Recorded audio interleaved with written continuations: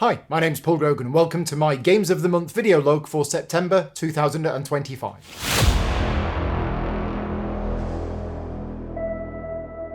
I'm recording this video on Wednesday, the 1st of October, and I'm going to be talking about all of the games that I've played since the last video log, which I think was August 28th. So as usual, there's a lot of games to talk about, so get yourself comfortable, make a nice cup of tea, and you may need to watch this or listen to this in multiple sessions if you need to.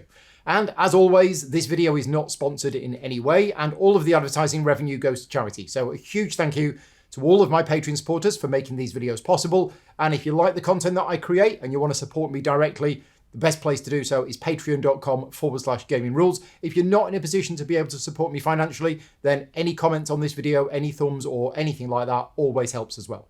So let's go all the way back to what feels like an age ago now, Friday, the 29th of August, and I did a couple of games that day. First of all, in the afternoon, I did a solo playthrough of, and I'm going to pronounce this wrong, but Tianxia, however you want to pronounce it. It is a new game coming from Board & Dice, which I believe is going to be released as Essen Spiel this year. I've previously played the multiplayer version, but on that Friday, I did a solo playthrough. Now, this was a sponsored playthrough from Board & Dice. Board & Dice are one of my biggest clients. I do loads and loads of videos for them, and I'd already done a sponsored multiplayer playthrough of the game. This was my experience with the solo game. So bearing in mind it was a sponsored video, but I'm going to be honest with you. I'm going to tell you what I think about the game. The first thing is, let's just recap what I think about the game itself, which is I really like it. I really like Tianxia. I've played it at 2 players and 3 players, and I really like the way that the mechanisms work. We're going to talk about the solo game today, and the first thing is, it's too hard. I believe, personal opinion, and I have only played it a couple of times, but I personally believe the solo mode is a bit hard. Now, I've spoken to the person who designed the solo mode, and they said, with great skill comes great responsibility and all of that sort of thing. And it is okay, but I personally felt that it was a bit too hard. Now, it could be that he's right, and it could be that I just didn't play very well, but it certainly felt very, very punishing, and the solo play was quite difficult. Now, is that a problem? I don't think it's a problem, because essentially, if you also go away and you think, oh yeah, the game is too hard, you can actually just, give yourself 10 points at the end, or 20 points at the end, or 30 points at the end. You can customize the difficulty of the game. And in fact, if you really want to win, you could say, right, I'm going to start with 50 points and just play it like that. And if you still don't win, at least you've got something to aim for. Because when solo modes or even, cooperative modes, when they are too hard, it can be demoralizing and it can switch people off from playing. So my advice, if you do play the solo mode of this game and you also find it way too hard, just adjust it. Just as I say, start with 50 victory points. And then if you still don't win, add 60 or try again to customize it. But other than it, I personally felt it being a bit too hard. I liked the solo mode. I felt it was a fairly Paul-friendly solo mode, and it was relatively easy to manage the AI in the game. So yeah, I enjoyed my solo playthrough of it. And that's Tianxia. Then in the evening, we played Luthier, or Luthier, again, another game that people will pronounce differently. Now, this was a long video. This was a 3-player, and it was a full tutorial and playthrough, and it doesn't happen very often, but I didn't actually do the teach in this game. Good friend of mine, Rob, who's been on the channel many, many times, Rob played Luthier with me when I had the prototype of it, loved it, got a copy of the game on the crowdfunding campaign, and has played it multiple times since. I was a little bit rusty on the rules. I remembered most of them, but I was a bit rusty, and Mark, who joined us that evening, had never actually played the game. So at the start of that video, Rob, not me, did a full teach. He went through pretty much the whole rules of the game. Now, for regular viewers of my channel, you will know that we don't normally do that with playthrough videos. I normally make sure everybody who's played the game before knows the game, and therefore we'll do a rolling teach. So we'll give an overview at the start, and then we'll basically explain the rules to you as we're playing it. But not that day, because this was not a sponsored playthrough video. This was a playthrough video that we did because my Patreon supporters voted on it. I actually put up a list of games for my Patreon supporters to vote on and said, which one of these do you want to see this Friday? And that's the one that they voted on. That won the votes over and above everything else, which was a little bit of a surprise, but it did win. I was expecting it to come second, but it actually came first. So that's why we did it. And although I have done a sponsored playthrough video on the game before, that video wasn't a sponsored playthrough at all. We just did that because we wanted to do it and my Patreon supporters wanted to do it. So yes, there was a full teach at the start of the game. Now, because it wasn't a sponsored video, we do have a round the table discussion at the end of it. That was probably a good 5 or 10 minutes. So rather than me just try and remember what we said about the game, spoilers, we all really, really liked it. But if you want to find a more detailed review, skip to the end of that video. There will be a timestamp in that video. Just find it on my channel from August the 29th and skip to the end and you will be able to hear the round the table discussion about the game. But yes, we all very much enjoyed it. It is the publisher's second game after Distilled, and honestly, I can't see myself playing Distilled ever again. Distilled is a good game, but Luthier for me is a much better game. I really, really enjoyed it, and in a time where I have limited time to play games, there isn't a time where I would play Distilled over Luthier. I want to play it again. I've heard the solo mode is quite good as well, although I've not tried that. And yeah, really good game. And some might be surprised by this, but it does have an element of sort of blind bidding with worker placement. And sometimes I don't like that in games, but in this game it worked absolutely fine and I had no problem with it. So yeah, really, really good. Next up is Deckers. Now, Deckers is a game that I have been looking forward to for many, many, many years. It was first published under the name Renegade and it had a small print run, probably about 1,000 copies, something like that, with Victory Point Games. And then Ricky Royal, the designer of the game, had various plans to get the game reprinted, and it was going to be reprinted, and it was with a publisher, and it was going back and forth and back and forth. And I've been friends with Ricky for many, many years now, and I've been speaking to him about this, over the last 5 or 6 years, and he's like, oh yeah, the publisher's still got it. Anyway, eventually, the publisher that was going to redo it as Renegade decided they're not going to redo it anymore. So the rights to the game went back to Ricky, and then I had a call from Deep Print Games earlier on this year to say, Paul, we'd like to sponsor you to do a playthrough video of a game. And I was like, what game is it? And they said, well, it's a game by Richard Wilkins called Deckers. And I'm like, oh my God, you're actually asking me to do a playthrough video for this game that I've never played, but I know that I'm going to love, because so many people that I know, friends and Patreon supporters, have played Renegade and said it's fantastic. I never actually got a chance to play it. And I'm kind of glad, because Deckers is not just a reprint of Renegade. It is effectively a second edition. There's lots and lots of little tweaks. It is fundamentally the same game, but there's been lots of, under the bonnet tweaks to the game system, and all of the cards have been tweaked and everything else. So what is Deckers? It is a 1 to 4 player game. I think it's 4. I hope it's not 5. It's a 1 to 4 player game where you are cooperative, where you are basically hacking into a computer network against a supermassive computer and trying to do all sorts of things like implant viruses, and basically you've got to try and accomplish various objectives. There are 3 objectives for you to complete during the game. There's different SMCs that you can fight against, and there's a huge amount of variability going into the game, which is where every game is going to be different.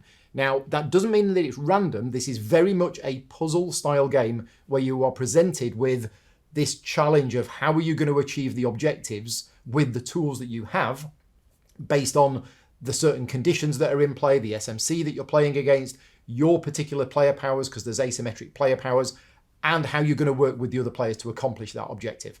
My experience with the game so far has been, let me just double check on this, there were a learning game on the 3rd of September, then on the 4th of September, Ricky came over, and a friend of mine, Paul, and we did 2 videos, which are on the channel if you want to watch these. The first one was a solo playthrough, but Ricky was here and Paul was here, but I was playing the solo game. And then in the afternoon, we actually did the 2-player cooperative game of it. So both of those videos are on the channel, and those are the videos that you need to watch if you are at all interested in the game. But then, because I enjoyed it so much, I did a couple of other games. Some of them were for Patreon supporters only, and then I did another solo playthrough like the week after, where I played a different Decker against a different SMC. Now, these were sponsored videos. So the ones that I did with Ricky and Paul, those were sponsored playthrough videos. The other times that I've played it, they were not sponsored playthroughs. And I've actually played it, I think, 5 or 6 times in the last month. And that's because I think the game is incredible. The game is something very, very special. And it's a little bit weird because, like I said, I've known about this game for a very long time, and people have been telling me about this game for a very long time and telling me how amazing it is and how much I'm going to enjoy it. And the similarities to Mage Knight, which is my #1 favourite game of all time, in the fact that the game presents you a puzzle which you need to work out. So I already had very, very high expectations going into this game. And I'll be absolutely honest with you here. Because Ricky was going to be here on the live stream on the 4th, and Paul was going to be here, both of them are very experienced players in the game. Ricky's obviously designed it, Paul's played it many times. I didn't need to do as much prep as I would normally do for a playthrough video where I'm on my own. So, full disclosure here, I got paid a certain amount of money to do those playthrough videos. I charged the publisher less money than I normally would because I didn't have to do as much prep as I normally would. And I actually paid Ricky. I think I've paid Ricky. He's invoiced me. I don't know whether I've paid him yet. I will do. And then I paid Ricky for his time, and I paid Paul for his time as well, because I wasn't able to do that video on the Friday without their help. The reason why I'm explaining this is because I knew that they were going to be there with me on the Friday. I didn't need to do as much prep as I normally would do. So the night before, I did a learning game of it. And I went to bed extremely worried because that learning game melted my brain. And I went to bed going, oh my God, this game is way, way more complicated than I expected. Not complicated in terms of rules, and the rulebook is really, really good, but the complexity comes in, right, I know the 8 different actions that I can do in the game. How do I actually achieve what I'm trying to achieve here? Strategy-wise, I've no idea. Literally, the game has given me this, not quite an open sandbox, it's given me this playground in which to try and accomplish this objective. Oh, and by the way, next round is that objective. And I've literally no idea what to do. So, that night, I think it was a Wednesday night, I went to bed very, very worried, thinking, I'm doing a sponsored playthrough of this tomorrow, and I don't feel at all ready for it. So I didn't sleep that much that night. I laid in bed worrying about it, read through the rulebook twice, got up early the next morning, set up the studio. I'd had hardly any sleep, so I was worried about it. Read through the rulebook again, and I still didn't feel ready. And I have to say, I don't know if you've watched these videos or you felt the same, but those 2 videos that I did that day were possibly some of the best 2 videos that I've ever done on the channel. It was thoroughly enjoyable, not just because I enjoy spending time with Ricky and Paul, but I felt at the end of that day that those 2 videos were as close to perfect as they could have been. And I'm saying that, I might sound arrogant saying that, but because I went into that day really worried about, oh my God, am I going to get the rules right? Am I going to be able to work out what to do? But for some reason, I was just in the zone. I got all of the terminology correct. I think I explained the game really well. We showed the game off really well. Both games were fantastic. Anyway, yeah, I've talked so long about this, but the game is great. And all I will say is if you're at all interested in the game, go and check out those videos. The one thing that I do want to say is the comparison to Mage Knight. So Mage Knight, for those of you that don't know, is scientifically proven to be the #1 best game of all time. But Mage Knight presents you with a kind of puzzle when you're going into the combat. So when you go into a combat in Mage Knight, it is a deterministic combat where you're trying to defeat the enemy with the cards you've got in your hand, if you can. Sometimes if you're attacking a city, you might think, I'm not going to defeat all of the enemies. Right, how many of the enemies can I defeat whilst taking the least amount of damage so that I can set myself up for going again next round? But anyway, it's a puzzle, and you sit there and you work out that puzzle, and you're like, okay, well, if I play this, then I can block that, and then I'll take the poison damage from that, and I'll take that on the unit, but then I'll use this skill, and I can do that. Yeah, it's kind of like that. However, in Deckers, the puzzle itself is probably just as complex, but it's actually spread out over the whole round. It's not just, right, it's your turn, you're attacking the city, here's the puzzle. It's, right, here's the whole game. How are you going to achieve this objective? And you're like, you've got to think like 4 or 5 rounds ahead of time. And to give you a little bit of an idea, in that first game that we played, the 3rd objective of the game, which is the only one you actually need to accomplish in order to win the game, was to defeat, who was it like? What was it called? I can't remember. Anyway, the name of the bad guy. It was like a boss thing at the end. And in order to defeat that, you need to be on its space and you need to use your virus programs to infect it. Okay, but it was a white guardian. So let's have a look at the rules for white guardians. White guardians, no avatar can ever enter their space. Okay, so you've given me a problem here, which is unsolvable. You've told me that the objective of this is to defeat that guardian. In order to defeat a guardian, you need to move onto its space with an infection program and then infect it. But it's a white guardian, so I can't move onto its space. Okay, well, how do we do that then? Aha, you need to ghost. How do you ghost? Well, you need to have a green installation somewhere on the same server. Right, okay, so we actually need to prepare for this. We need to gather some green programs together. We need to put an installation in place. Then we can ghost from there to there. But the thing is going to move around. So anyway, it presents you with this puzzle and it's a really satisfying puzzle. But this game is not going to be for everybody. It is quite a brain burner, but the people who like that kind of thing, and I can now see why it has the fans that it has, because it is so good. Anyway, there you go. That's the whole video log just talking about Deckers.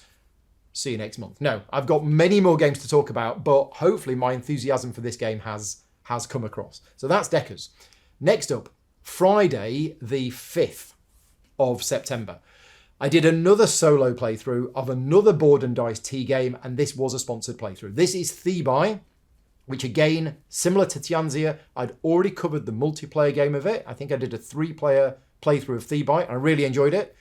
And this is the solo mode. So if you want to see how the solo mode works, check out the video for that. So, 2 things to tell you about the solo mode. Again, bearing in mind this was a sponsored video. It wasn't as hard as Tianxia. I didn't feel like I didn't lose by 100 points, I don't think. But whilst the solo mode was actually really clever and very well designed and designed to kind of simulate a human opponent, it was a little bit too much for me. It was just outside of my comfort zone of what I call a Paul-friendly solo mode. And you might be thinking, well, I watched that video and it actually looked quite Paul-friendly. So, to go into more detail, the solo mode is Paul-friendly to a point. The way that the AI works is really clever. You see these cards out on display and you know that it's either going to do that one, or there's a 1 in 6 chance that it might do the face down one and you don't know. So like a lot of solo modes that David Turksey's been involved in, you can kind of predict a little bit about what the AI is going to do, but not completely. It might sometimes throw a curveball. But the way that those cards worked and the way that it went through those cards, that bit was fine. I had no problem with that. But then it comes to the part of the game where the AI bot does something within the Citadel itself. And at that point, and I got used to it by the end, but at that point it was like, okay, so it's going to prioritize this, then it's going to prioritize that, but only one where there's 2. And then if it's still a tie, it will go to this pattern and it will go there and it will loop round. It was fine. It's just a little bit outside of my comfort zone. So whereas Tianxia, I would happily play that solo mode again, even though I felt it was a bit hard. Thebai is not something where I would feel that I would want to play the solo mode again. But that's just because of my personal preferences on how hard it is to run the AI player. And Thebai at 3 and 4 player was really good. So I will probably keep that game to play at 3 and 4 players. Also, that evening, Chris came over and we played a 2-player game of Fate of the Fellowship. This is the new game designed by Matt Leacock from Z-Man Games, based on the Pandemic system. But I spoke about this last month and I said I don't feel it felt that much like Pandemic. Well, it's using lots of different things from lots of Pandemic systems. It is a Lord of the Rings themed game and it is fantastic. If it weren't for Galactic Cruise and Elder Scrolls Betrayal of the Second Era, it would be my #1 game of this year. It is utterly fantastic. I love the game. I've played it about 4 or 5 times now. There is a playthrough video on my channel if you want to watch it from the 5th of September, and it is just such a great game. And if you don't like Pandemic, you might like this, because although it uses a couple of mechanisms from Pandemic, it definitely feels like it's its own game, and everything about the game is great. The production quality is great, the artwork, the graphic design, everything about it, the fact that the Nazgul are on different heights of stands so that you can put them together, just everything about the game is great. Now, I didn't get the opportunity to do a sponsored playthrough video on this game. The video that I did was not a sponsored playthrough video. It was voted on by my Patreon supporters as the second game that they wanted to see. Luthier won, but it came second. But I wanted to cover it anyway because it's such a good game. So yeah, that is Fate of the Fellowship, the Lord of the Rings pandemic-style game from Z-Man Games. Right, next up, Saturday the 6th. A game that has been a long time overdue. Not as long as Deckers was, but way back in July of 2024, I did a live playthrough of a game called Don't Starve, which was coming from Glass Cannon Unplugged, and the Kickstarter campaign was going to be launching within a couple of months. That was July 2024. That didn't happen. Glass Cannon Unplugged made a business decision to reorganize their schedule of games that they had coming out, and they felt that they could do better. So they went back to the drawing board, as it were. I mean, not completely, but they've been working really hard on this game. And I've been in contact with them because they are one of my clients, and I've got to know them because I've worked with them on a couple of other projects, and I've been keeping an eye on this game and what's been happening with it. And I've been really excited about this game. So again, full disclosure, I'm professionally involved in this, and I did sponsored playthroughs, and Glass Cannon Unplugged are one of my favourite publishers. But the new version, wow. I mean, I really, really enjoyed the previous iteration of the game. It was a prototype, but there were a couple of bits that I felt were a little fiddly, and I fed that back to them, and they've been working really hard on it for the last year, and it's really exciting because as of yesterday, the game launched on Kickstarter. So I'm actually really glad that I'm filming this video today rather than yesterday, because it went live on Kickstarter yesterday and it's doing really well. And I'm so happy for them because I know how hard they've been working on this, and some of their previous games have not done as well on crowdfunding as I felt they should do. And this one seems to be doing really, really well. So yeah, this is a game which I cannot wait for it to come out in its final version, because it was great. It was really enjoyable. So there is a playthrough video on my channel if you want to see it. We did a 3-player tutorial and playthrough. It is a scenario-based game. It is based on the computer game called Don't Starve, which you do not need to have played in order to play the board game. It's a fully cooperative crafting survival game, but unlike the computer game, which is a fairly sandboxy, open world, off you go, just try and survive, this game is chapter-based and it's scenario-based. So you will get a particular scenario and you will be given objectives to do. But what's interesting, and I don't want to give too many spoilers away, but that first scenario that we played, which is not the first scenario that you will play when you get the game itself, is to provide the Pig King, because he's having a feast, with lots of stuff. Now, if you manage to do that before the timer runs out, then this happens. And if you don't manage to do it before the timer runs out, this happens. So that public playthrough that is on my channel, one of the two things happened. But if you are one of my Patreon supporters, you will have access to the practice game that we played earlier that day. We actually did 2 games of Don't Starve that day. One practice game in the morning, another, the public stream in the afternoon, and we got the different outcomes. So I'm really happy that I've actually seen both outcomes of that scenario. In fact, I'd seen both outcomes already because I'd had a couple of practice games before that anyway. But yeah, and the biggest difference between the board game and the computer game, because it is an extremely faithful recreation of the board game, but the biggest difference is you don't die within 5 minutes, which is the computer game. The computer game is one of these super punishing, harsh games where you will just die as soon as you start playing, and you will spend hours and hours and hours learning the game and going, well, why did I die? Well, it got dark. Okay, well, maybe I need to craft a torch. How do I craft a torch? I'll learn how to do that. The board game, you don't die in 5 minutes. The board game kind of assumes that you are experienced players and you know how to survive. So the game is there. It isn't just throwing you into this unknown world where you've got to learn as you go. It will tell you important things like nighttime's coming.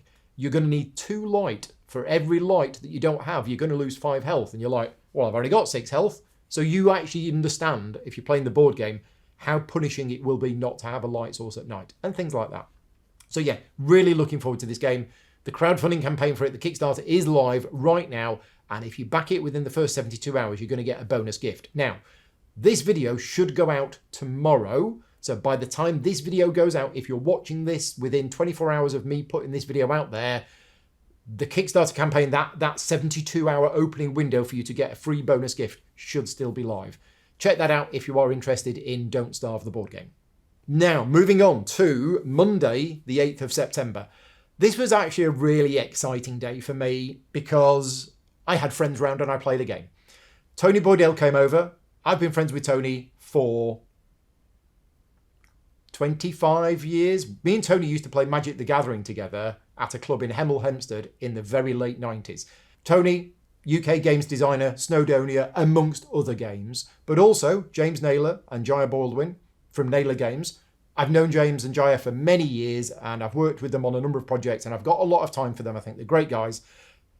The three of them came over to this studio. So this is my new studio that I've spent, 4 years planning, and we're finally in this new studio, and they got to come round and I picked them all up from the train station and we played Snowdonia Grand Tour. Well, no, we didn't play Snowdonia Grand Tour. I advertised the video as Snowdonia Grand Tour, only to find out later it wasn't Snowdonia Grand Tour. Now, this is a new version of Snowdonia, and I know what you're all thinking. You're all thinking, wasn't there just a new version of Snowdonia a few years ago? Well, yes, there was. There was the Snowdonia Deluxe Master Set from Board and Dice, which was plagued with various issues. But anyway, new version of Snowdonia, and there's actually going to be two boxes. There's going to be the Snowdonia Deluxe version and the Snowdonia Grand Tour.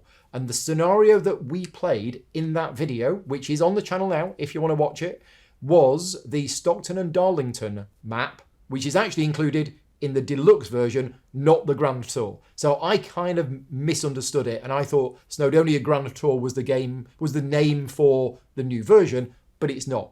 Snowdonia Grand Tour is going to be a second box that contains, I think, 11 scenarios, 2 of which are redone versions of older scenarios, and 9 of which are new. So this isn't just a rehash of old stuff.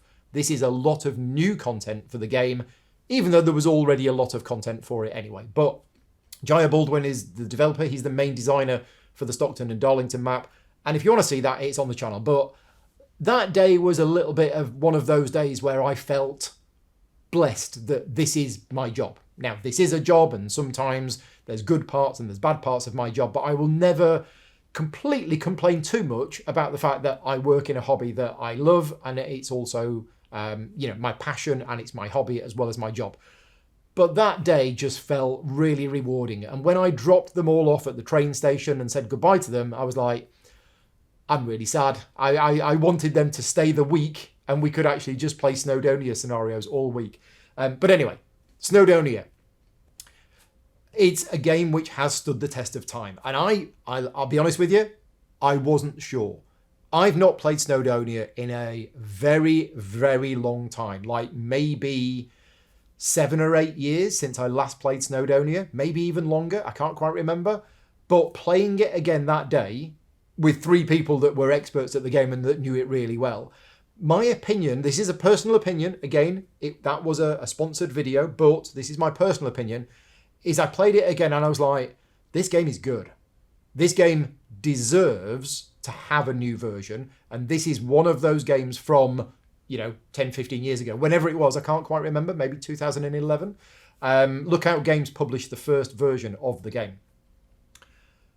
But it has stood the test of time, and the mechanisms still work. And one thing that I liked about the game is that a lot of the rules actually came back to me, despite having not played it in a very long time. And once they'd explained how it works, I was like, this is quite streamlined. This is quite smooth and quite streamlined. And a lot of modern games tend to over-complexify things. That's not even a word, but I'm going to say it anyway. And just throw in too many things and think, oh, well, we'll take that, but then we'll do this with it. And this game wasn't that. So yeah, it was a great game. Really enjoyed it. I don't know exactly when the crowdfunding campaign is launching for that. I don't think it's launched yet. I think they said sometime around the autumn, which if you're watching in America is fall. But yes, keep an eye on that. I very much enjoyed that day. It was a very personally rewarding day. And obviously great to see Jaya, James and Tony again. Right, moving on to a video which is on my channel, but it was a Patreon only video. This was a final playtest of a game called Floe, which is coming out from Pika Games, which was funded on crowdfunding quite a while ago. And a lot of people are thinking, look, where's the game? Well, Floe has been in a development cycle for a very long time. And it's done. It's pretty much done. I'm not going to say 100% done, but it was like 99% done. And because I have a good relationship with the people at Fantasia Games and Pika Games, and because I'd been involved in this game before, and I think I did a video for it when it was on crowdfunding, and I had a number of pieces of constructive feedback for them, they came back to me and they said, Paul, we're done with Floe. We're going to get you to play it with some of your supporters, and we're going to get your final feedback on it just before we finalise the game. And I felt quite honoured that they'd come back to me and that they valued my opinion. So this was a private playtest of potentially the final version of Floe in order for them to get my thoughts on it. So we played it, we played a full game of it, and then what we did, in fact, I don't know if we played a full game of it or not, I can't quite remember, but then afterwards I went back to them and I gave them a whole list of, positives, negatives, little thoughts, minor tweaks and things like that. And hopefully they have taken that and they have made whatever final tweaks to the game, and it's going to come out. So what did I think about it? Bearing in mind that was a piece of paid work that I did, is I actually enjoyed it. I still think fundamentally there's a bit too much going on in the game, and it's like 3 different games in one. But what they've done is they have actually streamlined each of those sections so it's easier. Excuse me, just get a glass of water. So each of the parts of the game, they've streamlined each one of them so the rules for it are a lot simpler. And it flows quite nicely, it looks gorgeous, and also what they're doing with the game, which is something that I really like, and I know a lot of people really don't like, is they are releasing the various rules of the game over a series of envelopes or boxes that you can unlock as you play it. Now, if you don't like that kind of thing, that's fine. Just buy the game, open all of the boxes, and throw in all of the rules right from the start. You can do that if you want to. But if you were playing with family gamers or people like maybe family plus gamers, you wouldn't want to do that because it is a bit too much. And I really like the way that games do this now. And I know a lot of people hate it. But as I say, if you hate it, you can just open everything. But please put yourself in the mind of somebody who isn't used to super complicated games. They want a nice introduction to the game. So we're going to play the game. We're not going to use landmarks. We're not going to use exploration. We're not going to use that. Okay, that's fine. We play the game. We played the game. Yep, right. Okay, enjoyed that. Now we're going to open up this box. We've got some new rules to bring in.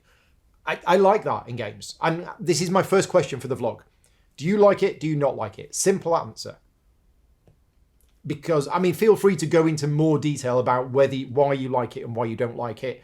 I have my own views on it because I'm used to trying to make games as accessible as possible. And by, cutting out some of the complex parts of the game which are not needed for your first game, I think that's a good thing. Anyway, I enjoyed it. I'm really looking forward to the final version of the game because the guys behind Fantasia and Pika Games do amazing production quality and the artwork's gorgeous and it looks really, really good. On the 12th of September, another game that gave me a really, really good warm, fuzzy feeling. This is Fighting Fantasy Quest, Warlock of Firetop Mountain. Not Fighting Fantasy Adventures, Warlock of Firetop Mountain, because I have covered 2 games over the last year or 2, which are both fighting fantasy themed games, both based on the Warlock of Firetop Mountain. There is the Martin Wallace one, which is effectively just a sort of card-driven version of the book. This one is different, and this one is not out yet, whereas the Martin Wallace one is now out. This one is not out yet. It's not even gone to crowdfunding yet. I believe they're going to be going to crowdfunding January 2026, but this is a completely different game, and this is a totally different take on the game. First of all, this is going to be a campaign-based game where you will play through a series of chapters, each chapter taking you 1.5 hours to 2 hours, and each chapter is going to be a small section of the book. So the whole campaign is just book 1. and it's actually going to be a branching storyline. So I think the game's going to come with like 20 chapters, but you will only ever do 15 of them in your playthrough. And it is intended, similar to the books, that if you play through a particular chapter and you don't succeed, you will replay that chapter, but you will remember where things are. So you will know that if you kick down that door, there's a big bad skeleton on the other side. And maybe the next time you play it, maybe you won't do that. Now, that does mean that replayability isn't as high as it would be for games with a massive variable setup. And I want to touch on this because this is something which I thought about a lot. I really like games that are completely replayable. Let's go back to Mage Knight, for example. I could play Mage Knight 100, 200 times, and it's a different game every time because you have the variability in the setup, the variability in the map, the variability in the monsters. You've got all of that variability thrown in, and it'll be a different game every time you play it. Fighting Fantasy Quest Warlock of Firetop Mountain, Chapter 1, it is a fixed setup with a fixed map, and in fact, what's in each of the locations is fixed. Now, there is a little bit of variability with the encounter tokens. They could be traps, they could be piles of gold or whatever, but the overall main things that are in the rooms are fixed. And that is because the game is trying to recreate the book. And in the books, it was fixed. So what they've done is rather than design this, an updated version of the game where it's kind of, very variable, they have honoured the books, and the things that are in these chapter 1 are the things that are in the first few rooms of the books. Which means you might think, well, that means I can't replay it because once I've played through it and I know where things are, I might not want to play it again. Absolutely, you might not. But this is a game which has, like I said, about 20 chapters, and you will play about 15 of those chapters. If I get this game and I play through that game, play through that campaign, I'm probably not going to want to replay it because I've been through it and I've enjoyed it. This isn't like it's 3 or 4 games and I'm done. This is going to be like 15 games and then I'm done. And then I can sell the game, give it to a friend, they can play it, etc., etc. So not every game has to be infinitely replayable. It's not a legacy game or anything like that. You're not going to be drawing on anything. You're not going to be destroying anything. But because a lot of the map setup is fixed, I don't think you're going to be able to replay the same scenario more than a couple of times, you personally, without kind of working out, oh, I know what's there and I know what's there. Now, there is some variability in the game because when you fight monsters, you go roll dice and things like that. But overall, the story is going to be the same. But I am professionally involved in this game. I'm going to be working with the designers. I'm going to be helping them out with a few things. And that video was a sponsored video. But I enjoyed it. And I enjoyed it not just because it was Warlock of Firetop Mountain. I enjoyed it because I felt the game, it was a faithful recreation, but also updating it to a modern audience. So they've done a really good job with the presentation of the game. And bearing in mind, it was still a prototype, but the way that they've done the artwork and the look and the feel of it, it took me back to those books in the way that the art style was done, but also it felt like it was a modern, updated version. And also, not that I do want to compare it to the Martin Wallace version of the game, but this game has a lot more crunch to it. It isn't just roll 2 dice and add your number, roll 2 dice and add the monster's number, whoever's got the highest deals 2 damage to the other one. It's not that. This game has a combat system which I have never seen before. And apart from the first game we played it, where we got the rules completely wrong, suddenly when we worked out what the rules were, I was like, oh, that's genius. So there is a really clever combat mechanism in this game, in that when you perform an attack, you roll a certain number of dice depending on the weapon that you're attacking with. And these dice have different symbols on them. There are swords, there are shields, and there are misses. When you are attacking and you roll a sword, oh, that's it, they've got bows on as well. When you're attacking, say, with a sword, you count swords and you count shields. The swords count for damage, but the shields give you a defense token. And what that represents is the fact that while you're fighting with your sword, you're also parrying with your sword. Now, what the defense tokens do, well, it means when the monster attacks you, you can spend those defense tokens to roll extra dice. And I really liked that. Essentially, you're going into a fight and you're rolling dice, not just to try and damage your opponent, but you might also roll some defense results, which is going to help you when you defend against them. And the reason why I like it is there are different weapons in the game that do different things. So for example, daggers, if you attack with a dagger, you don't count shields. So you might attack with a dagger and you might roll a load of shields. Well, sorry, but shields don't count.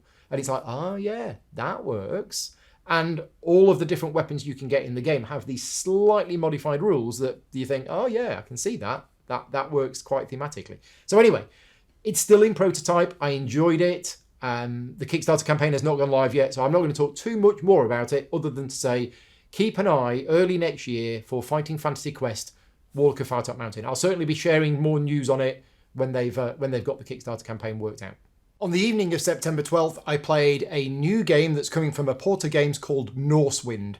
Now, I'm going to be doing a sponsored playthrough video of this later on this month, so I'm not going to touch too much on the detail here, but what I will say is that this is quite a light game. So Aporta Games have brought us, games in the past like Revive and things like that. This is a much lighter game. It's a fairly short card-driven game, and yeah, there will be a playthrough video of that coming later on this month. That is Norsewind.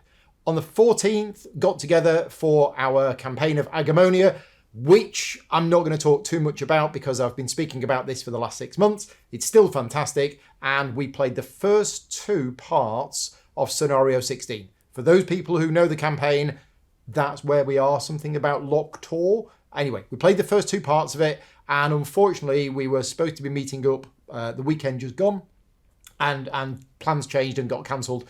So it's going to be quite a while before we actually finish that scenario. But yeah, we're very much still enjoying Agemonia. And if you haven't seen what I've said about it, long and short of it is, in terms of the genre of cooperative fantasy adventure games with an RPG feel, where you're leveling up your character and you play through a campaign, it's the best one that I've played in that genre. So moving on to the next one is Galactic Cruise. On the 15th, this is live on the channel now. If you want to watch it, Sam and Simon from Dranda Games came over and we got to play a game of Galactic Cruise with the Achievements expansion. So Galactic Cruise, when it came out, did have a couple of expansions built in, but Galactic Cruise has gone back to Kickstarter and they've got another expansion, which is the Achievements expansion. And I've already kind of touched on this earlier on in the video about games with boxes with multiple things in them. This game has that, it's got loads of it, right? The actual box itself contains one little box that you open when you get the game that says, okay, here's some extra little rules, but now we're going to give you all of these achievements. And the idea is that you get this big page full of achievements, and I'm not really allowed to talk about what those achievements are, except one of them is to have 2 ships in space at the same time, okay? Which is relatively easy to do if you actually plan for it. As soon as somebody in any game has done that achievement, then at the end of the game, you can open box A.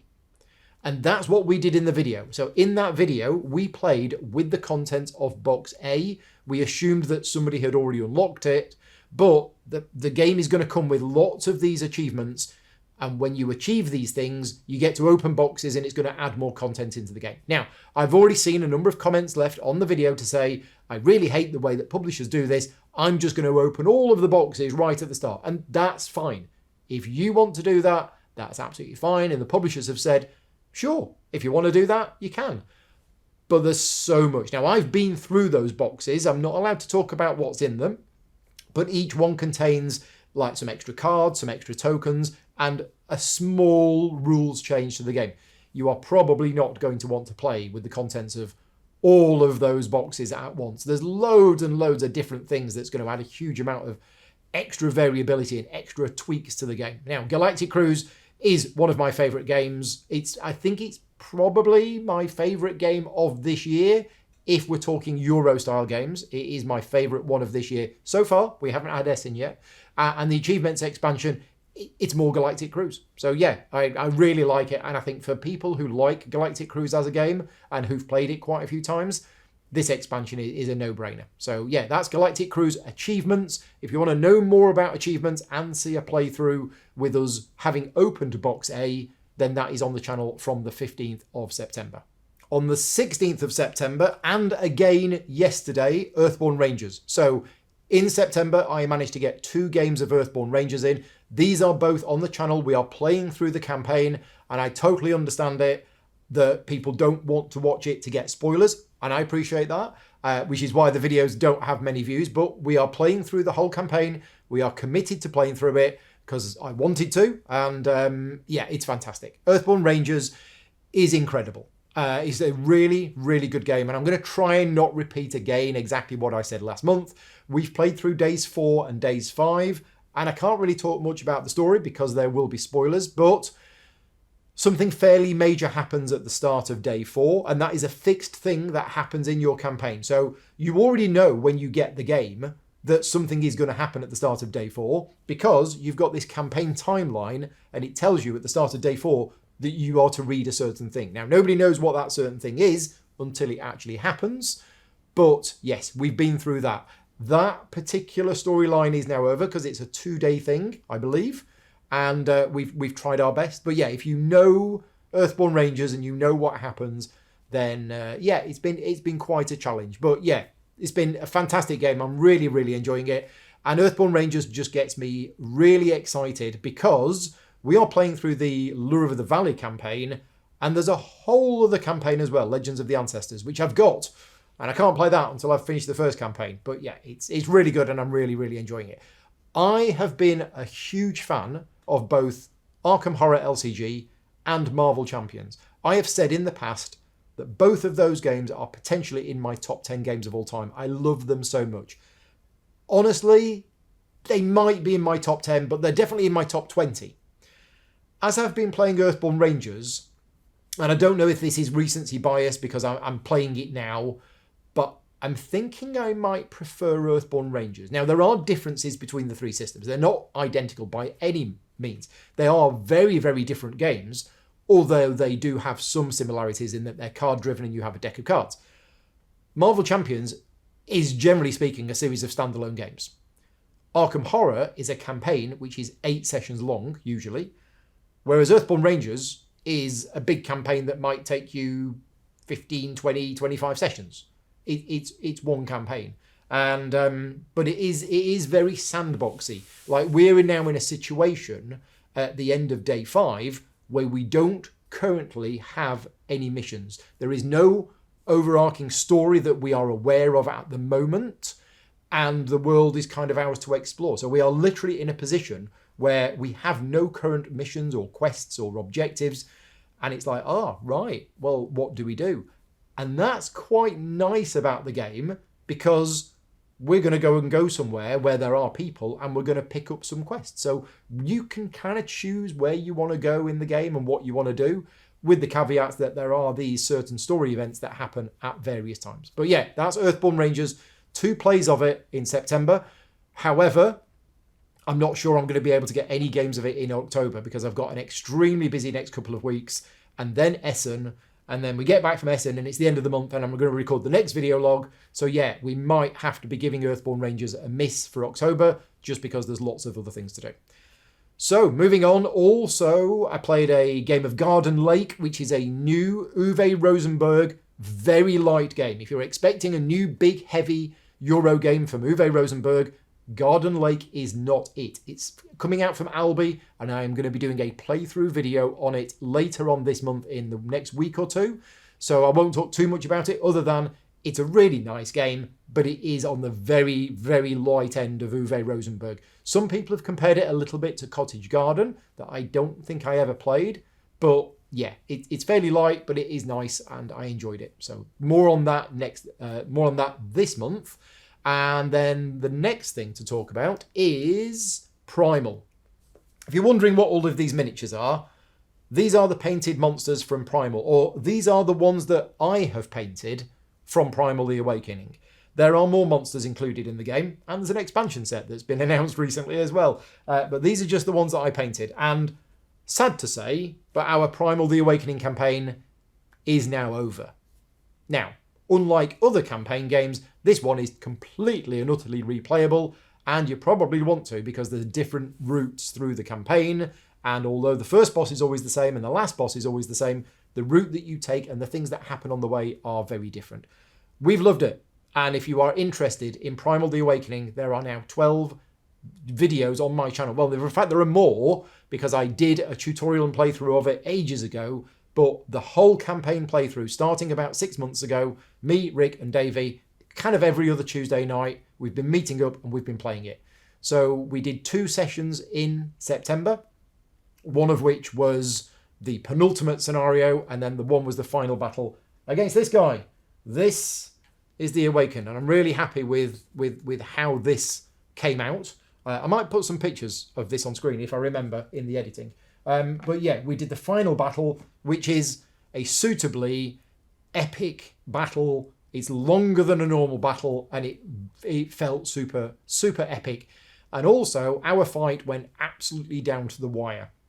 Some games we've had absolutely no chance and we've got knocked out. Some games we've had it, and we felt like it's been all under control. And some games have been very much, taking it to the wire, really on the edge. This one, I won't spoil it. I won't spoil the end for those people who do want to watch it. And if you want to watch the end and you don't have time to watch a 4-hour playthrough, just go and watch the last, half an hour or so. But to say 2 of us were unconscious, but we still had a chance of winning, yeah, it was epic. And those videos were not sponsored in any way. I did do a sponsored playthrough video for Primal, but all of these playthroughs have not been sponsored.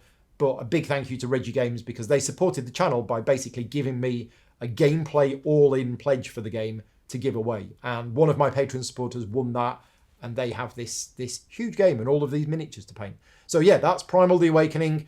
It has come to an end. I will cover it again on the channel with some expansion stuff, maybe later this year, maybe early next year.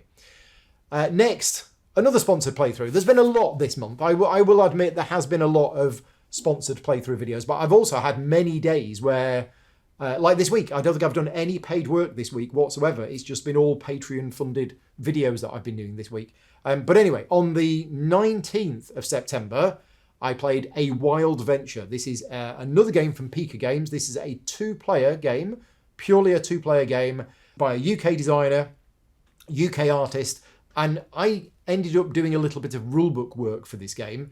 And after doing some rulebook work on the game, I contacted them and I said, I really like this game. Can I do a video on it? And they said, yeah, sure. Yeah, we're more than happy. We didn't think you'd like it because it's like just a 2-player card game. But yeah, it's a 2-player card game with a twist.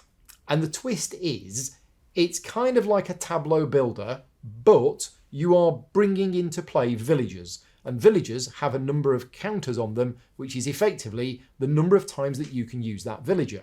So once you've used the villager to do whatever it says on the card, then after you've used them X number of times, they will go into your scoring pile.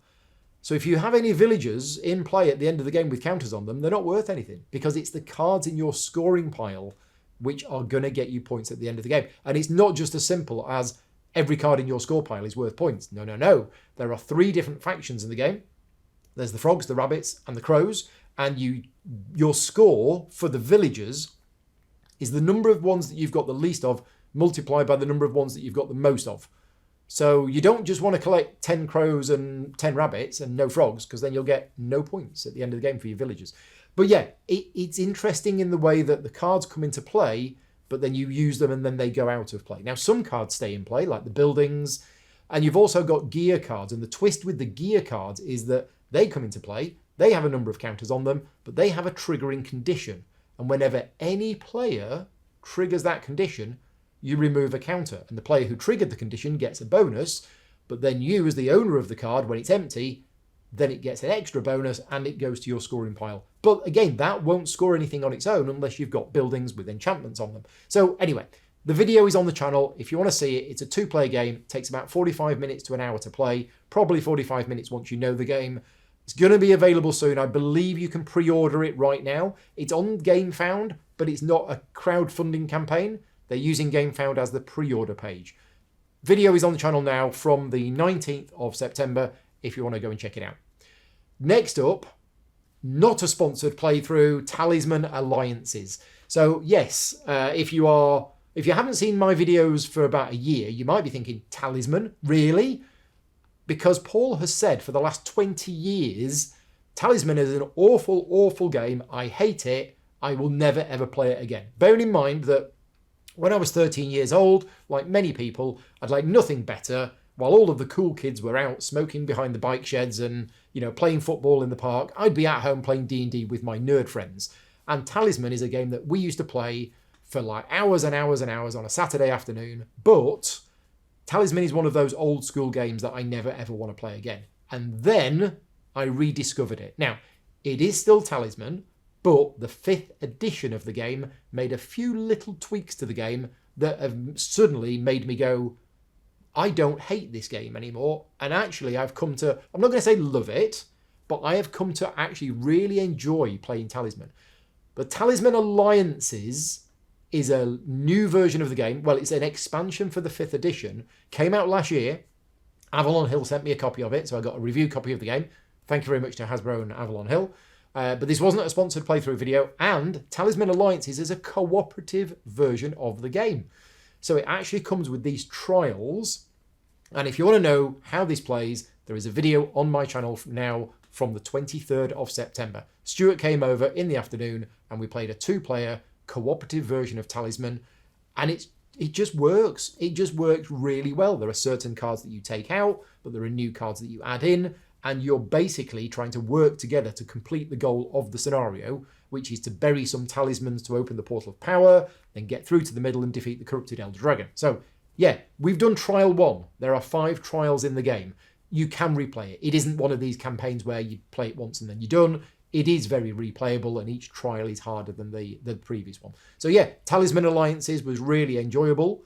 And then on the 24th, the day after, this was quite a special day as well, Raphael from Quined Games came over. He came to visit me here in Cullompton, and we played a new game that is coming to crowdfunding soon, very soon, I think. This is Movers and Shakers. Now, why this is exciting? 2 things. First of all, Quined Games, generally speaking, do really good quality games. The games are generally really good. The production quality is really good. Everything about the game is just a really solid quality game. But the designers of this game are Nuno Bizarro Sentiero and Paulo Soledad. 2 designers that I've been friends with for about 10 years. And I've played and loved some of their other games in the past. So I was very excited to do this one. And because of the way that my scheduling worked, is I actually didn't have the time to get this game, learn the game, practice the game, and do all of that preparation. So Raphael from Quined Games said, well, I could fly over to you. If that would save you some time, I could fly over to you, come visit you. We can go to the pub and have lunch, and then he'll teach me the game. So that's exactly what we did. Now, I felt a little bit bad because Raphael flew all the way over from Belgium, and there were all sorts of problems with plane strikes and all sorts of things. But it was really good, and it was a really enjoyable day, and I really enjoyed it. But the game was much lighter than I expected. Now, it's not a light game.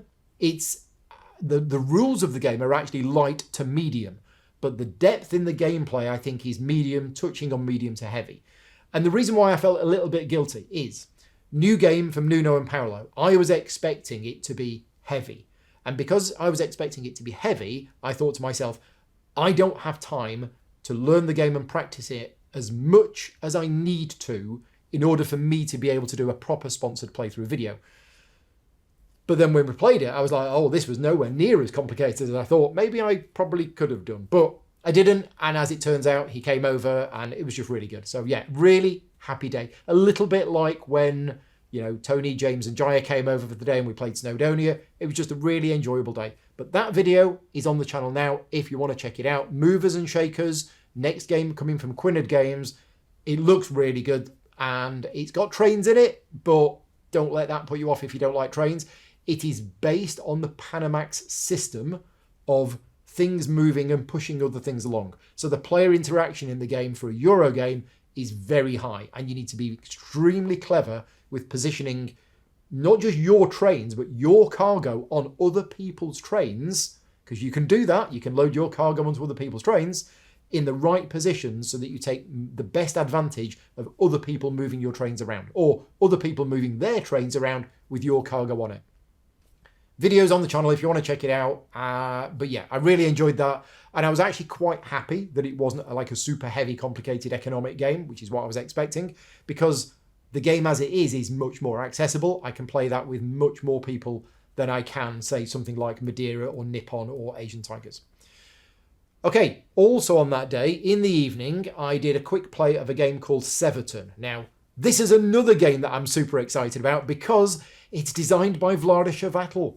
Vlada has got a new game coming out this year called Severton, and it's a cooperative game, and it's based on a series of Czech comics, which I don't know anything about because they were published in the Czech Republic from like the 1940s onwards. But I'm going to be covering this on the channel on Monday. So just a few days' time from when this video comes out, Monday afternoon, I am going to be doing a live playthrough of Severton from Vlada Chvátil. That's going to be happening next week. So more on that later.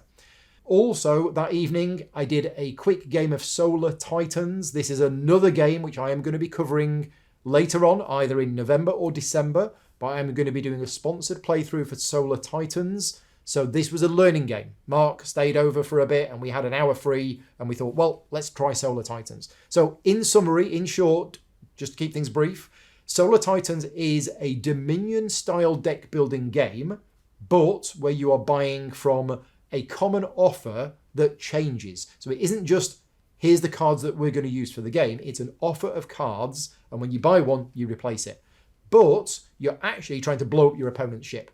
So effectively, you are buying cards from the market and you are making your deck bigger, but you're also building up your own little spaceship. You're adding weapons to it and shields and things like that. You're trying to repair things that get blown up by the opponent, and you're trying to shoot your opponent and deal damage to them.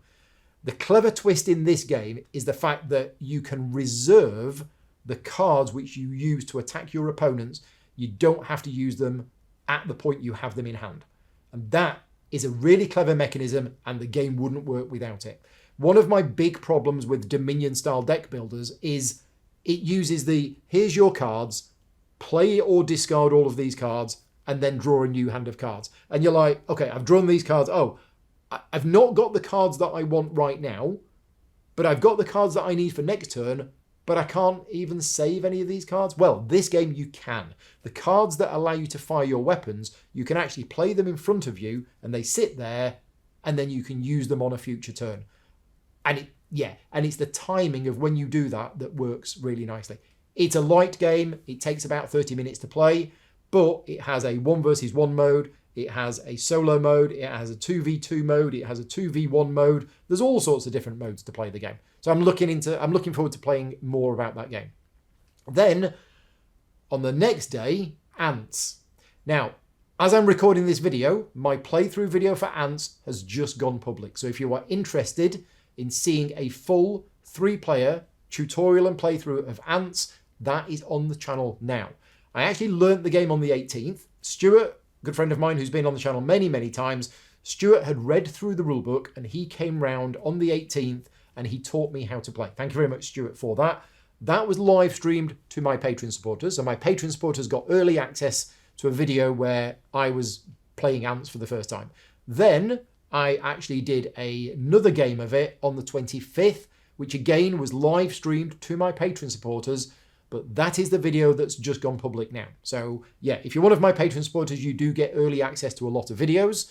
And yeah, this is really good. So Cranio have 3 games coming out this year, and I've agreed to do a sort of sponsored video on each of those games. Echoes of Time, Railway Boom, and Ants.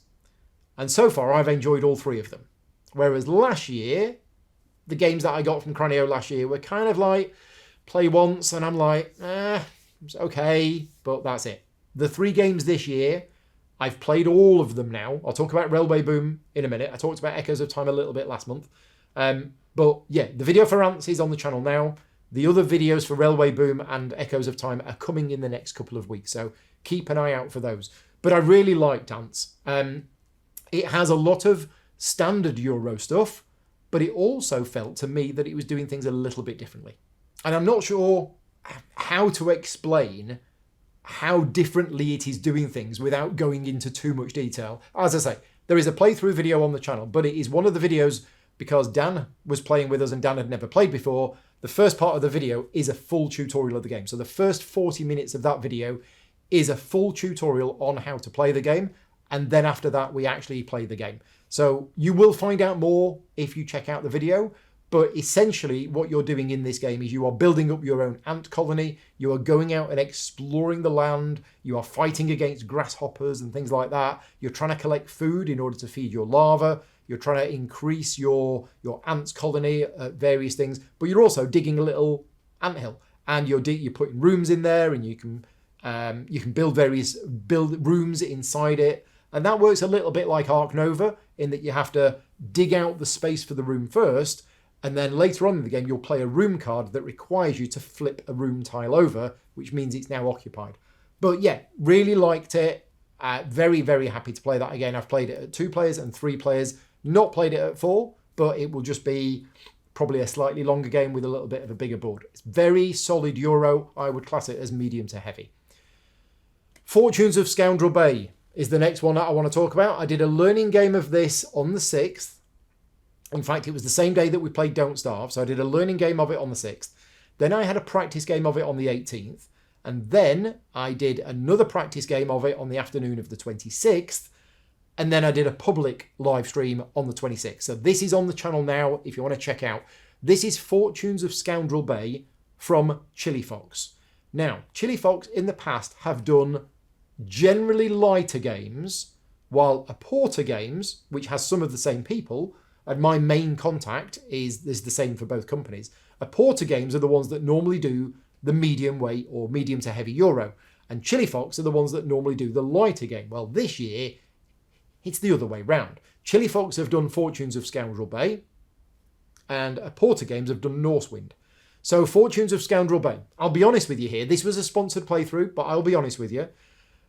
My first game of it on the 6th, I wasn't sure about it. I was like, okay, I'm sort of getting this, and I can see that there's some good bits to it, but our game of it went a little bit rough. Now, the rulebook was very good. I think we played the game mostly correctly, but just something about the game felt a little bit odd. And then I played it again the next time, and I felt a lot more comfortable with the game playing the next time, but I was teaching people who were new to the game, and they had the same experience as I did. They were like, well, I understand the rules of the game, and they were playing through the game, but they got to the end of it, and they were like, I'm not really sure about this. But after my 4th game of it, and Mark and Sally's 2nd game, I was like, oh, actually, this is really good. So, unlike a lot of other games where I have played them for the first time and gone, wow, that was amazing, I loved that, I want to play it again. That wasn't my opinion of this game the first time I played it, and potentially even the second time I played it.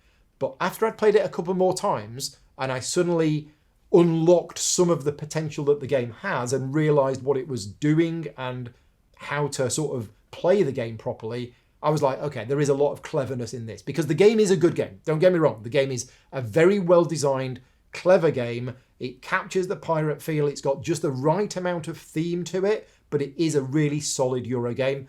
And it's kind of a bit sandboxy in the fact that you've got multiple different things that you can do in the game, and you might want to focus on one, you might want to focus on two, you might want to try and do a bit of everything.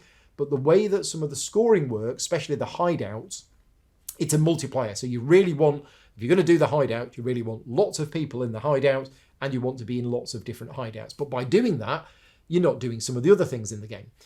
And yeah, one thing that I love about the game, I will say this, is so many of the rules are thematic, very thematic. So, for example, you have these beaches, and these beaches in the game contain treasure chests. Well, in order to dig up one of these treasure chests, you need to spend a map.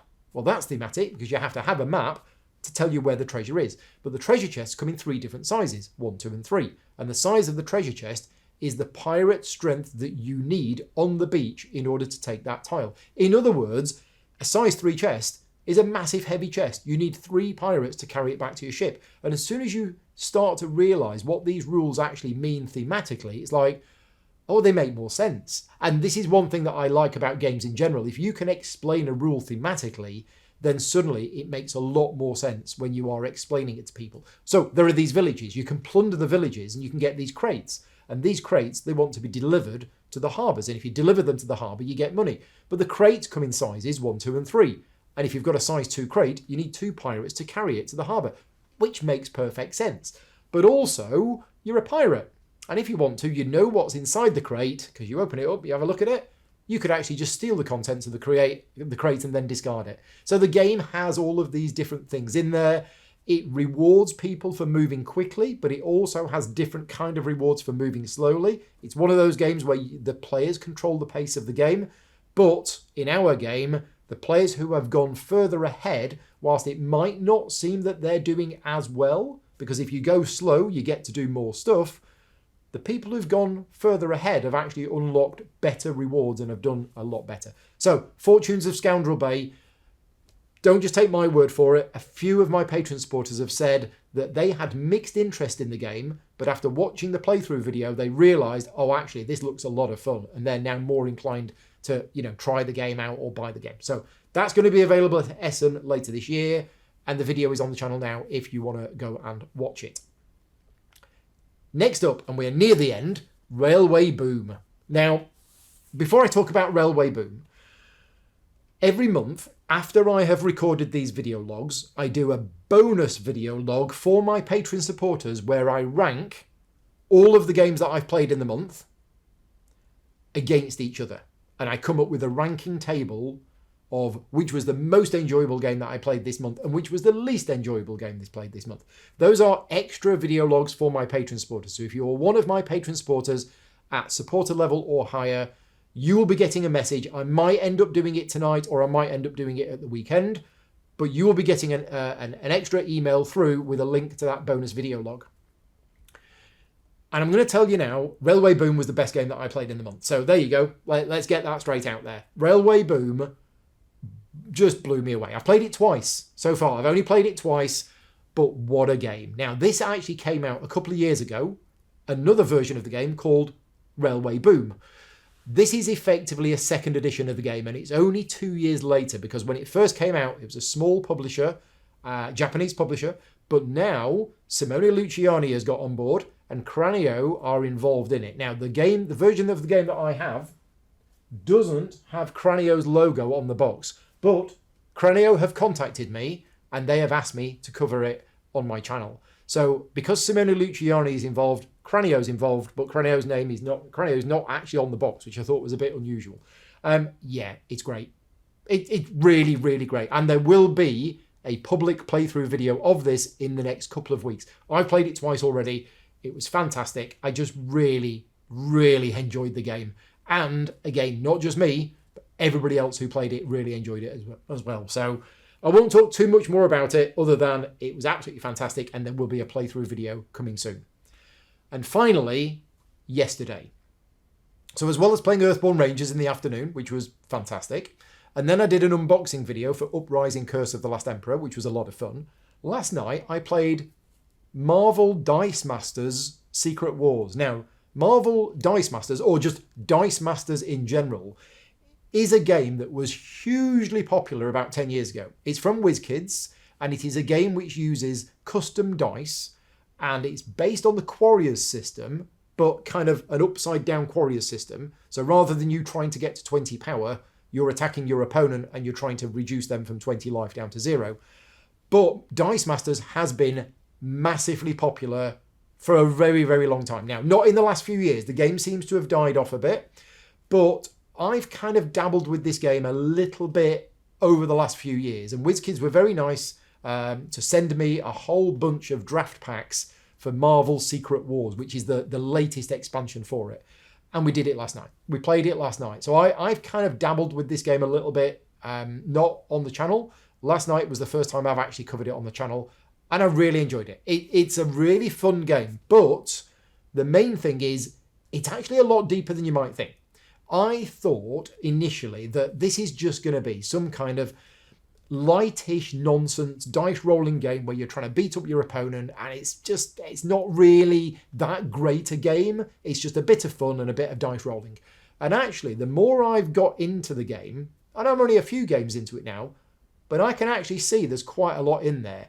So if you can imagine a normal head-to-head dueling card game where you turn up with a deck of cards, you've got a huge random element in which card you draw, especially in games where you're only drawing one card a turn. Well, this game doesn't have that.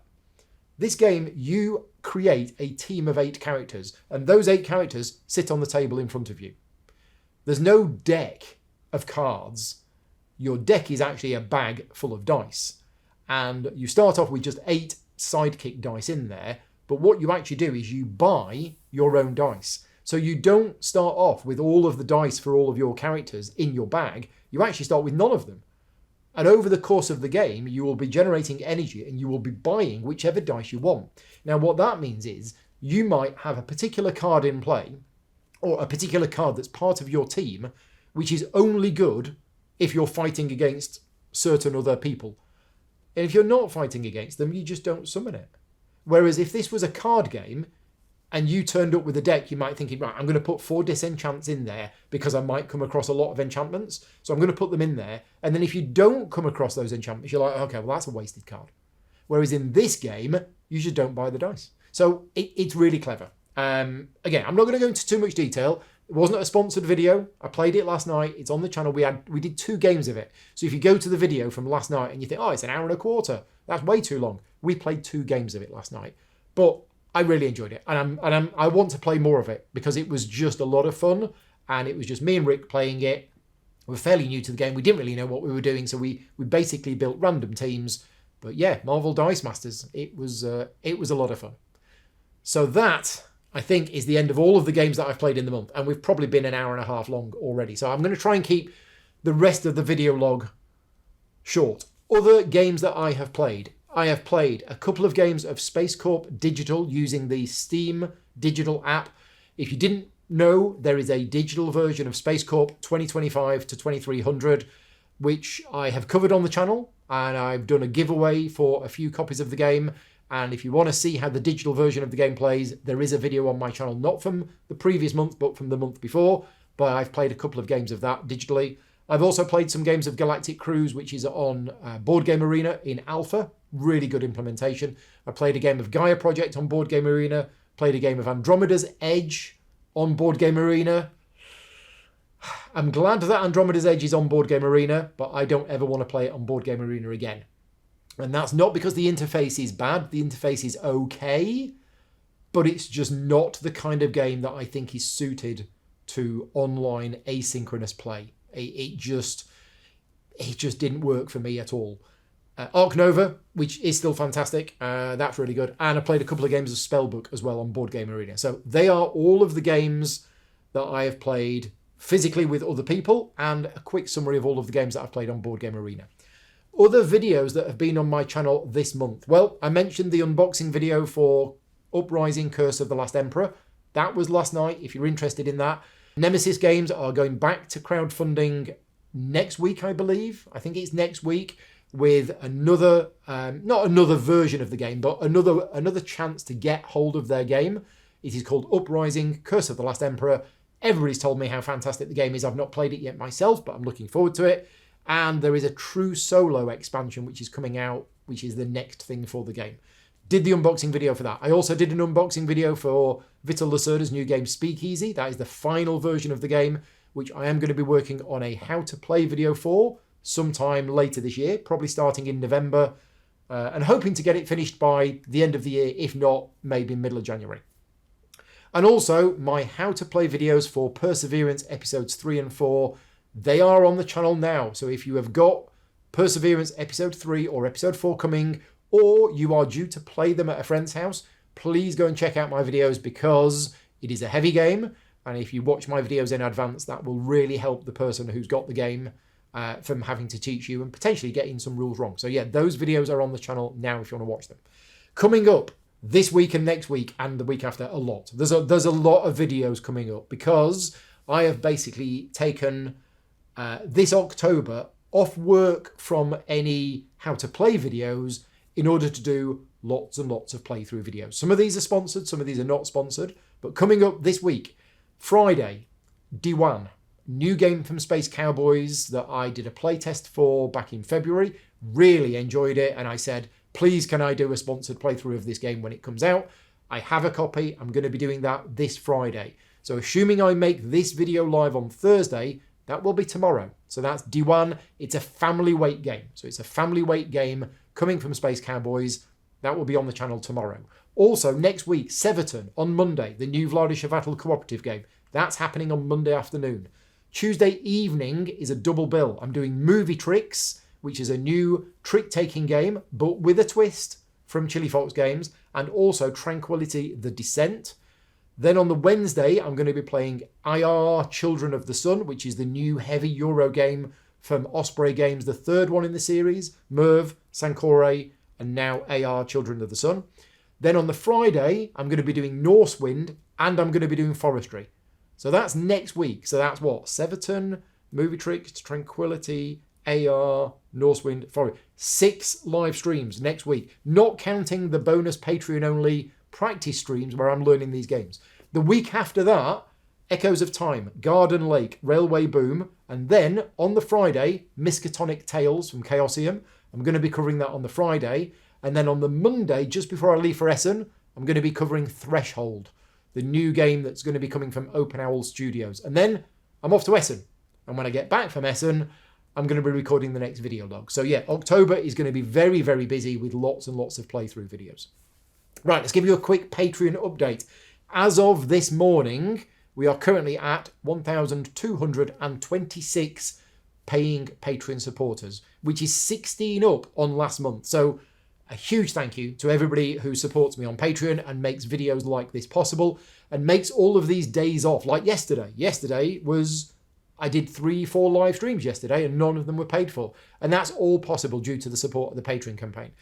I was actually a little bit surprised that support is up this month because in the last week and a half, I'll be honest with you, every morning that I've woken up for the last week and a half, I've lost 1 or 2 Patreon supporters. And in fact, this morning, just before filming this video log, I've lost 3 supporters this morning. So when I actually punched in the numbers and went, oh, we're 16 people up on last month, I'm like, how's that happened? I think we just had a really good start to the month. So a huge thank you to everybody who started supporting me this month. It must have meant that, yeah, I gained loads of supporters in the first 2 weeks of the month. And then in the last couple of weeks, various people have been leaving. And the fact that the Patreon support is where it is still fantastic. So what I'm going to be doing is we are going to be increasing the amount of money that I give away in my live Q&As to £75. If you are a Patreon supporter and you win the live Q&A giveaway each month, you get £75. If you're not a Patreon supporter, you get £50, which is what it used to be. But I'm basically going to give more back to people if they win. On screen now is a list of all of the people who have started supporting me this month. So a big thank you to all of you for supporting me on Patreon and making everything I do possible. And also, as always, a big thank you to everybody who continues to support me with everything that I do. So I mentioned last month that one of the things that I am going to be doing moving forward is big game giveaways. And I announced it last month and then I did absolutely nothing with it because I've been really busy and I forgot. But anyway, I now have a spare copy of Perseverance episode 3 and 4. And I'm going to be giving it away. But this giveaway, I'm going to do this slightly different from other giveaways. First of all, this is only for Patreon supporters. So if you are not a Patreon supporter, I'm afraid you're not eligible for this. This is purely for my Patreon supporters, for me to say a big thank you for making what I do possible. So if you are a Patreon supporter of mine, I am going to be creating a Perseverance episode 3 and 4 giveaway contest. And I will be sending you details of that. It will be posted to the Patreon page. So if you are one of my Patreon supporters, you will be getting some kind of notification in the next couple of days about how you can enter the giveaway. Because what I don't want to do is I don't just want to pick somebody at random and then them go, I don't want that. So I'm going to make people actually apply. It's going to be easy. Don't worry. It's going to be quite easy to apply, but I want to give away the game to somebody who actually wants it. So yes, I'm giving away a copy of Perseverance episode 3 and 4. A big thank you to Mindclash Games for supporting me and supporting the channel. Basically what happens is I got sent an early copy of the game for me to create the videos with, but then I got sent my actual copy of the game, which is now spare. So yeah, I in fact, whoever wins has a choice. They can either have the brand new copy of the game, which hasn't been touched, or they can have the copy of the game that I used to create the how to play videos with, which is exactly the same, It's just been used. I will leave it up to the winner. So that contest is going to be open and it's going to close in about a month's time. In fact, I'll close it when I get back from Essen. So yeah, good luck if you are interested in winning a copy of that. The charity money this month.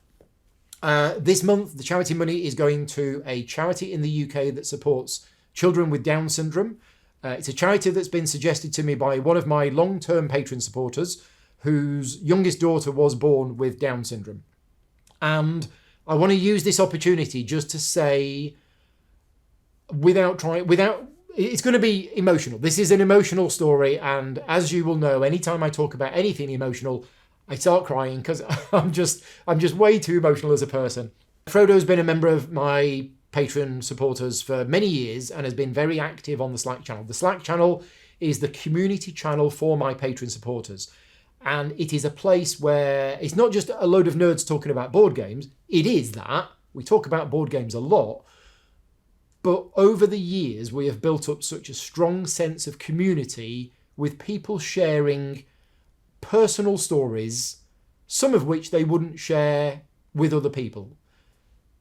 And when Frodo's daughter was being born, we felt like we were part of it. I remember when all of this was happening and there were complications with the birth. And he was sharing this with us and we were seeing photos. And he was obviously sharing it because he felt the need to share it. And we were there and everybody was being supportive. Anyway, that was years ago. And over the years, it's one of the highlights of the Patreon community that we've built up on the Slack channel is that we are seeing Elsie's growing up story over the years. And there's a few pictures on screen now as my voice starts to break, which I've been given permission to share. And it's just such a heartwarming story that people who are part of my community feel comfortable in sharing what is a difficult personal situation to go through, and the amount of support that they've had from people all around the world just being there. And it actually feels that we're kind of part of an extended family. So yes, so the charity that the money is going to this month, it's somewhere around £550 that we're going to be donating to charity. And if you are new to my channel and you've not seen any of these videos before, effectively I donate every single penny of my advertising revenue to charity, not just from this video, but all of my other videos. Every penny from every one of my videos every month goes to charity. And my Patreon supporters suggest charities to me. I've had a number of suggestions, so we've probably got enough charities suggestions now for the next 3 or 4 months. But if you have the idea, or if you've got an idea for a charity that we can support and you are one of my Patreon supporters, please drop me an email or drop me a message on Slack and let me know. I am keeping them in a list and we are going to be going through them. And the final thing to talk about today is just a thank you. On the Monday morning, just before we were about to stream Snowdonia, a package arrived in the post. And it was a set of tokens, deluxeified tokens for Fate of the Fellowship and also Star Trek Captain's Chair, with a little note attached to them from somebody called David. Now, I didn't know David. David is not one of my Patreon supporters. I looked him up and I was like, wait a minute, he's got an Etsy store. And David is just somebody who likes watching my videos, and he's watched many of my videos, and he wanted to send me some tokens. And he didn't even say who he was from or the name of his Etsy store. But I got my magnifying glass out and I contacted Mr. Sherlock Holmes and we found him. So I said to him, thank you very much. I am going to give you a shout out in the vlog. And he said, well, I appreciate that. You don't need to. I sent you them just because I like your videos. I like watching your videos. And I wanted to send you some of these tokens. So I said, no, heck, I'm going to say thank you by showing them on screen. So yeah, David, Level Up Tokens, Etsy store. Thank you very much. And that's it for this month. This is probably going to be a very, very long video. It's going to take me hours to edit this, but I hope you've enjoyed it. I've talked a lot about all of the games, but again, it's another busy month, a lot of great games that I've played, and there's a lot of great games coming out over the next few weeks. And just as a reminder, if you are a Patreon supporter of mine, a couple of things. First of all, you're going to get access to the bonus video log, where I am going to rate all of the games that I've played in the last month. I'll be doing that at some point in the next few days. And second, Perseverance episode 3 and 4. If you are a patron supporter, you're going to be in with a chance of winning a copy of Perseverance episode 3 and 4. Keep an eye out for those. And yeah, other than that, I will be back next month, at the end of next month, when I get back from Essen, with another video where I'll have less games to talk about. I will still have 10 games to talk about, but I will have Essen to talk about, and that'll be fantastic. I will see some of you in Essen. I will be posting things about where I'm going to be in Essen. There will be the Saturday night meetup, Saturday afternoon meetup, sorry. I'll be demoing for Board and Dice as well, and I may be doing stuff in the evenings. I'm not sure yet. But until next time, take care, and thank you for watching. Bye-byes.